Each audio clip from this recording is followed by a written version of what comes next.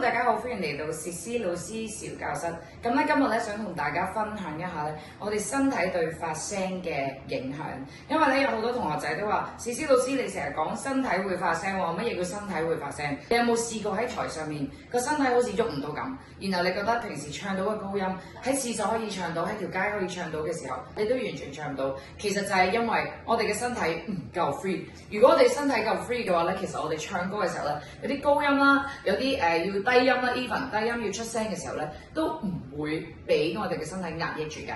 我哋用媽做例子，媽媽媽媽媽媽媽媽媽，你試下將個身體變到清勁緊，媽媽媽媽媽媽媽媽媽。媽媽媽媽媽媽媽媽媽，其實已經有好大嘅分別。我哋就高音啲咯，媽媽媽媽媽媽媽媽媽，呢個係緊嘅。如果你媽媽媽媽媽媽媽媽媽，媽媽媽媽媽媽媽媽媽，媽媽媽媽媽媽媽媽。